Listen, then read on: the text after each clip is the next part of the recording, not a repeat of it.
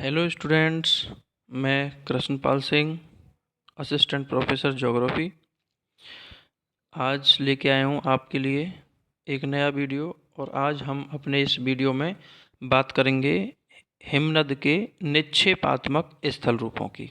इससे पहले वीडियो में हमने हिमनद के अपरदनात्मक स्थल रूप पढ़े, और इस वीडियो में अब हम हिमनद के निक्षेपण से बनने वाले स्थल रूपों की चर्चा करेंगे कि हिमनद जो है अपर्दन प्रक्रिया से प्राप्त जो मलबा है उसको विभिन्न स्थानों पर जमा करता है, और उस मलबे के, जिसको हम हिमोड़ के नाम से भी जानते हैं, उस मलबे के या हिमोड़ के विभिन्न अलग अलग स्थानों पर अलग अलग आकृतियों में निक्षेपित होने से विभिन्न प्रकार के स्थल रूपों का निर्माण होता है, और उन्हीं स्थल रूपों को हिमनद के निक्षेपात्मक स्थल रूप कहा जाता है। तो हम आज इस वीडियो में हिमानी के निक्षेपात्मक स्थल रूपों की चर्चा करेंगे। तो चलिए अब आगे हम शुरू करते हैं। तो सबसे पहले निक्षेपात्मक स्थल रूप और हिमानी की निक्षेपण प्रक्रिया का सामान्य परिचय की हम बात करें तो हिमानी अपने मार्ग में पड़ने वाली चट्टानों के अपर्दन द्वारा प्राप्त मलबे को अपनी घाटी में विभिन्न स्थानों पर निक्षेपित करता है। अर्थात हिमानी जब पर्वतीय ढालों के सहारे नीचे की ओर खिसकता है तो वो चट्टानों पर घर्षण और उत्पाटन प्रक्रिया द्वारा अपर्दन करता है, और उस अपर्दन से प्राप्त मलबे को अपने साथ बहा करके आगे ले जाता है। और इस मलबा जिसे हिमोड़ के नाम से जानते हैं, और इस हिमोड़ का विभिन्न स्थानों पर अपनी घाटी में निक्षेपण भी करता है। और इस प्रकार निक्षेपण से बने हुए विभिन्न जो स्थल रूप हैं उन्हें हिमानी के निक्षेपात्मक स्थल रूप कहा जाता है। तो हिमानी के निक्षेपात्मक स्थल रूप कौन कौन से हैं, इसके बारे में अब हम चर्चा करते हैं। तो देखिए, सबसे पहले हिमानी के निक्षेपात्मक स्थल रूपों में हिमोड़ है। अर्थात हिमानी का जो मलबा है वो विभिन्न अलग अलग स्थानों पर घाटी के विभिन्न अलग अलग हिस्सों में जमा होता है, और ये जो मलबा है ये सामूहिक रूप से हिमोड़ के नाम से जाना जाता है। तो हिमानी के द्वारा परिवहित करके या बहाकर लाए गए जो कंकड़, पत्थर व गोलाश्म हैं, उनके मिश्रित अवस्था के जमाव को ही हिमोड़ के नाम से जाना जाता है। और जब हिमानी पिघलती है या फिर हिमानी का आकार सिकुड़ता है तो ये हिमोड़ घाटी के विभिन्न अलग अलग भागों में जमा हो जाता है, और इस निक्षेपित मलबे को हिमोड़ के नाम से जानते हैं। और जब ये हिमोड़ घाटी के मध्यवर्ती भाग में जमा होता है तो उसे मध्यस्थ हिमोड़ के नाम से जानते हैं। जब घाटी के किनारों पर हिमोड़ का निक्षेपण होता है एक पतले लंबे आकार में तो उसे पार्श्विक हिमोड़ के नाम से जाना जाता है। और ये हिमोड़ यदि घाटी के अग्रभाग में, घाटी के आगे के हिस्से में जहाँ हिम पिघलने शुरू हो जाता है वहाँ जमा होता है तो इसे अग्रस्थ हिमोड़ के नाम से जाना जाता है। और यदि ये हिमोड़ घाटी की तली में फैल करके जमा होता है तो इसे तलस्थ हिमोड़ के नाम से जाना जाता है। तो कुल मिला के है तो हिमोड़ ही वही मलबा है, कंकड़ पत्थर और गोलाश्म का मिश्रित जमाव है, लेकिन अलग अलग स्थितियों में जमने के कारण इस हिमोड़ को अलग अलग नामों से जाना जाता है। अब हम निक्षेपित स्थल रूपों में बात करें दूसरे और महत्वपूर्ण निक्षेपित स्थल रूप की, और वो है एस्कर। और एस्कर, तो जब हिमानी पिघलना शुरू होती है अर्थात हिमानी का अग्रभाग पिघलने लगता है तो हिमानी के पिघलने से प्राप्त जल एक धार के रूप में तेजी से आगे की ओर बहने लगता है, और उस हिमानी से पिघले जल के एक धारा के रूप में बहने के दौरान वह अपने साथ मलबे को भी बहाकर ले जाता है, और वो मलबा एक पतले लंबे कटक के रूप में, और जो कि लहरदार होता है, अर्थात वो बहता हुआ जो जल है या जो हिमानी के पिघलने से प्राप्त जल है वो जब मोड़ बनाते हुए बहता है तो उसके साथ जो मलबा है वो भी पतले लंबे और लहरनुमा कटक के रूप में निक्षेपित हो जाता है। और इस प्रकार मलबे के जमने से बने हुए पतले लंबे लहरनुमा कटक को ही एस्कर के नाम से जाना जाता है। और यदि इस एस्कर में कुछ निश्चित अंतराल बाद क्रमशः मोटाई अधिक होती है तो इस प्रकार की आकृति वाले एस्कर को मालाकार एस्कर कहा जाता है। अर्थात जैसे किसी माला में बीच बीच में मोती होते हैं जिनकी मोटाई थोड़ी अधिक होती है, उसी प्रकार से इस एस्कर में भी जब कुछ अंतराल बाद मलबे के ढेर अधिक होने की वजह से मोटाई अधिक होती है, तो ऐसे एस्कर को मालाकार एस्कर के नाम से जाना जाता है। तो ये एस्कर हिमानी निक्षेपण से बनी हुई एक महत्वपूर्ण स्थलाकृति है। अब हम बात करते हैं अगली स्थलाकृति की, और अगली स्थलाकृति है केम।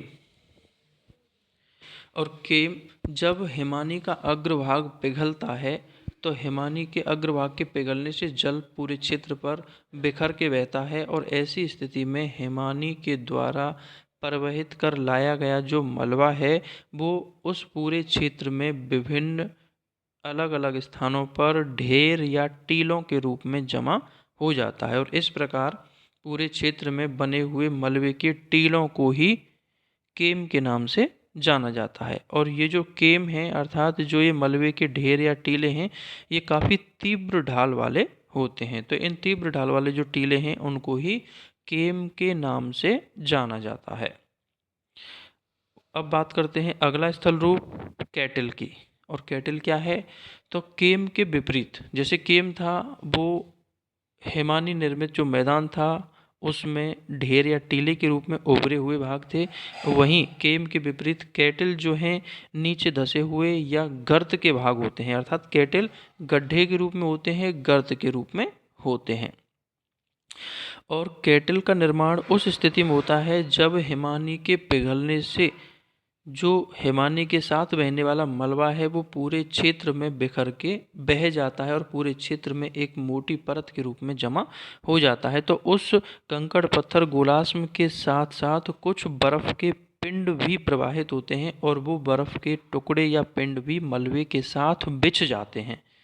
तो ऐसी स्थिति में कुछ समय पश्चात जब वो हिम के पिंड या हिमखंड पिघल जाते हैं तो उनके पिघलने से जो रिक्त स्थान बनता है वो गड्ढे के रूप में या गर्त के रूप में दिखाई देता है, और इस प्रकार के गर्तों को ही कैटल के नाम से जाना जाता है।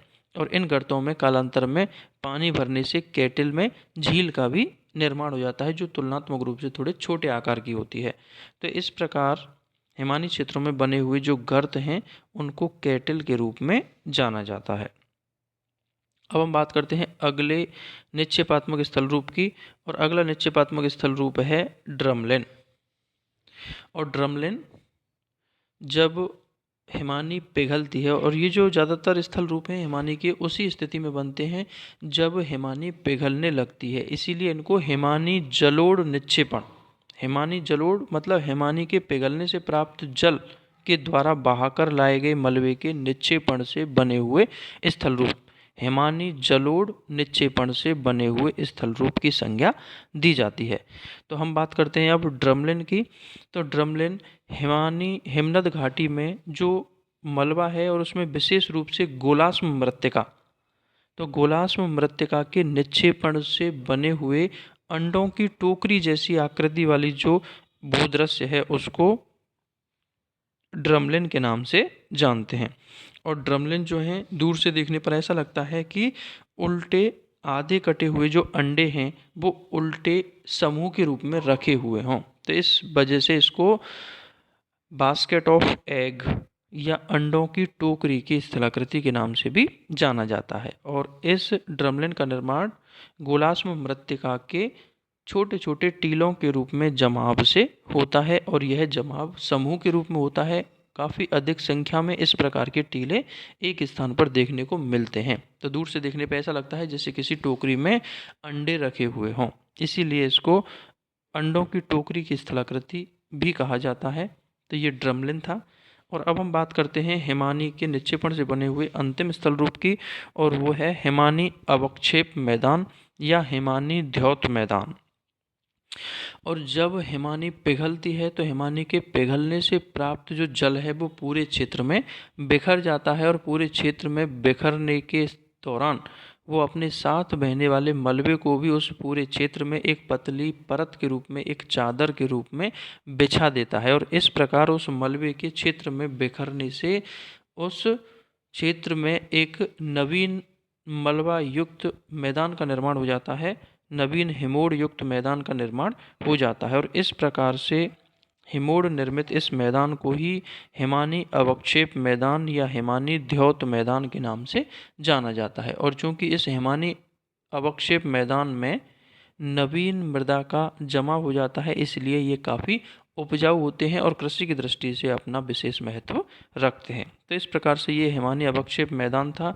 ये हिमानी के द्वारा निक्षेपण से बने हुए विभिन्न स्थल रूप थे, जिनका निर्माण अलग अलग दशाओं में अलग अलग तरीकों से होता है। उम्मीद करता हूँ आपको मेरे द्वारा दी गई जानकारी समझ में आई होगी। मेरा वीडियो आपको अच्छा लगा हो तो इसे लाइक करें, शेयर करें और मेरे चैनल को सब्सक्राइब अवश्य करें। धन्यवाद।